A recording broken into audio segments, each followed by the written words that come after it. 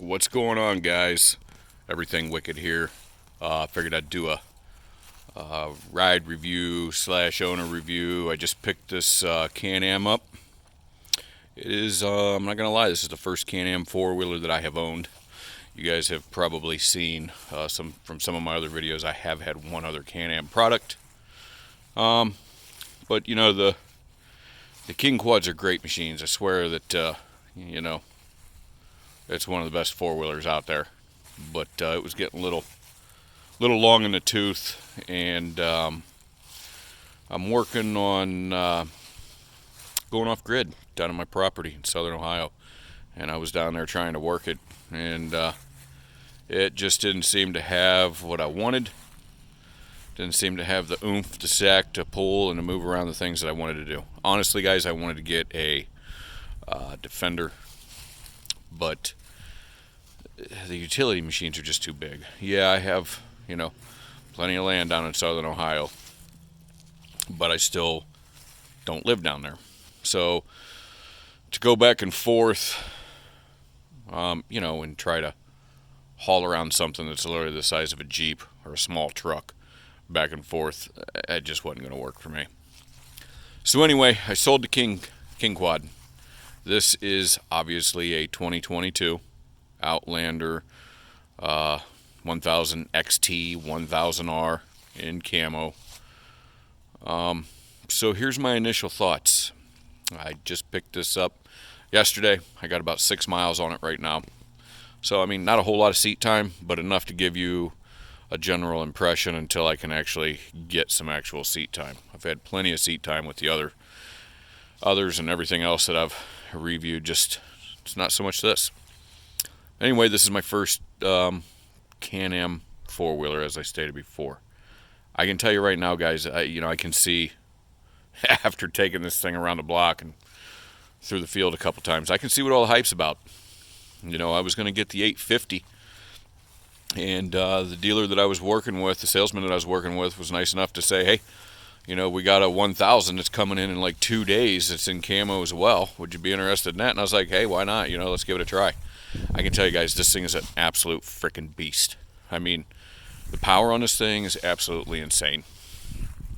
Might actually be a little too much for me in the woods, but you know, it's got the 3 different drive modes on it, so it'll take a little bit of getting used to. I think the biggest thing is the thumb throttle, because it's that throttle by wire, so it is very, very touchy. I mean, you just barely touch that throttle and it's like, hang on.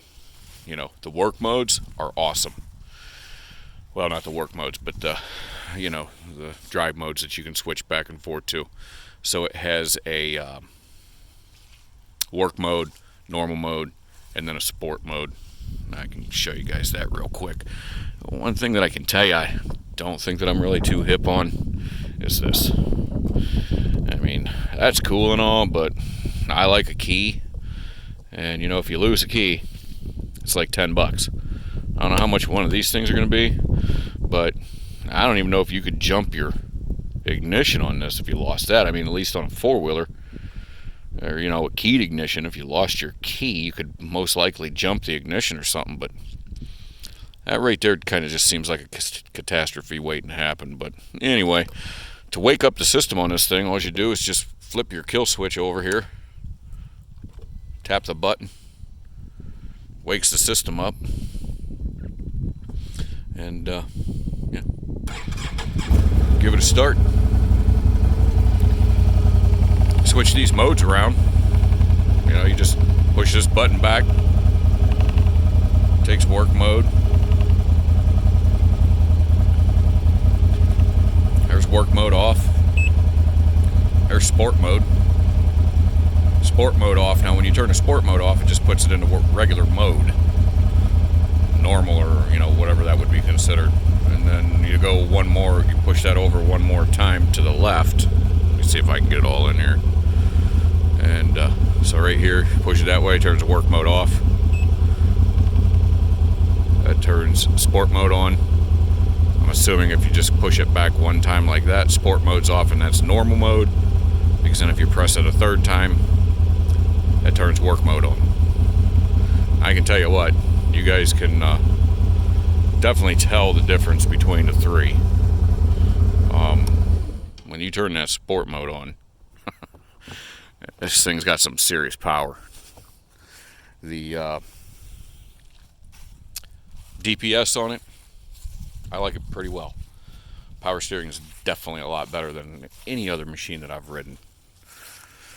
To do that, you can just press this button right here and it changes it from min to medium to max.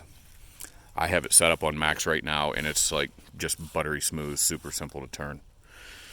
One thing that's got me a little concerned, I can tell you this, when I picked this thing up from the dealer, it was inside, obviously, in a warm building. And I had to drive 2 hours back home because I ended up buying it in Pennsylvania because Ohio has nothing around. And when I got this thing home and started it up, it was spitting, sputtering, backfiring, stalled. I was like, okay, well, this ain't good. When I hit the start button again, it kind of smoothed out. So, didn't really think much of it. Rode it around a little bit yesterday. Put it up, came out here this morning to do this review. And I wish I would have turned the camera on because I didn't actually capture it. But as soon as I started it up again, spitting, sputtering, backfiring, stalled. Hit the start button again, fired right up, ran smooth. I don't know if this thing's just cold nature, if that's how Can-Ams are. I mean, when I had my Maverick Trail 1000, it didn't do that. So I'm not sure if that's something I should be too concerned about, but it's got me a little nervous.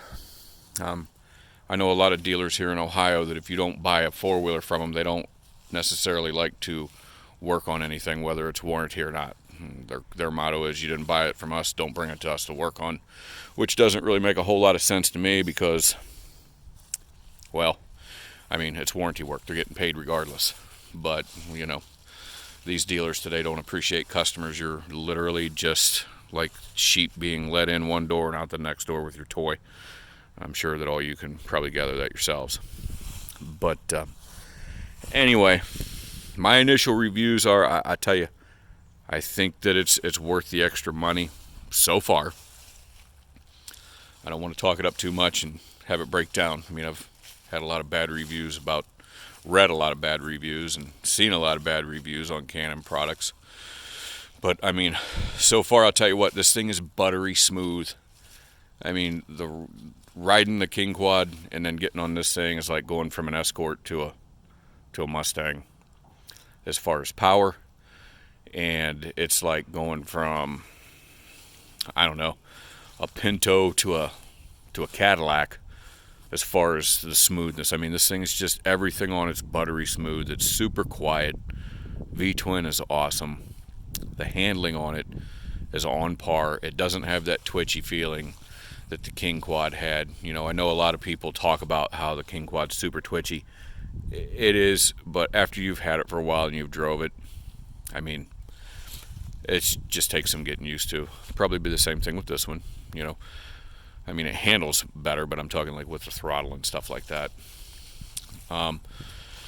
So, yeah, I mean, I can't really think of anything else to point out. I mean, I'm sure if you guys are looking at these, you've done your research. You know, I did a lot of research myself, and I was skeptical, but, you know, Yamaha's kind of fallen behind, I think, as far as their quality is concerned. I mean, I've seen some Grizzlies and all their new stuff just, to me, it looks, feels, and it just seems cheap, in my opinion. Honda, yeah, while they're, you know, they got the Rubicon out, it's got plenty of power and stuff like that as far as like using it for farm equipment, but, you know, you're not, I think the top speed on those things are like 43 miles an hour. I mean, where my property's at, I do have a lot of gravel roads, so I want something, you know, when I'm not working, I can go out and crank it up a little bit. Not to mention, I do like doing some hill climbing and getting a little rowdy in the trails. Not super crazy. I'm not a mudder or anything like that. So I avoided the Honda Rubicon. The Brute Force, you know, I really strongly kicked around the Brute Force. But I went and test rode one, and man, I'll tell you, the drivetrain noise in that thing is just, it's loud. So I didn't want to go that route. And Polaris, I was really leaning towards a Polaris 2, but again, I just couldn't bring myself to do it. I mean, I really like the way the Polaris units look. I rode a buddy's Polaris. He had a Sportsman 1000, and it was great. Super comfy, super smooth. I mean, honestly, I think that this and the Sportsman 1000, they ride about the same, and they drive about the same. I think comfortability-wise, they're the same. I think that this one has a little more power, low-end throttle response, but I couldn't bring myself to get a Polaris. I guess we're going to have to wait and see how this thing does, and I mean, if it ends up breaking down and is unreliable, then maybe I'll get rid of it and get a Polaris. But for right now, guys, I just wanted to let you know I'm pretty impressed with it. There'll be some videos, more videos coming up. Once I get some more miles on it, try and get some videos out on the trails with it. I know I haven't done that with a whole lot of my other reviews. I've been trying, but with work it's been kind of crazy. And now with fall coming, you guys are going to be, if you're subscribed to my channel, you're probably going to see some construction going on down at my property, because I'm going to attempt to go off the grid. Most likely sell the house where I'm at now, since it's paid for, and just move down there. And I think that's what I'm going to try and do. Anyway, if you guys got any questions, or something that I didn't cover, give me a shout out down below in the messages. Like and subscribe if you want, if you like the content here. And let's go, Brandon.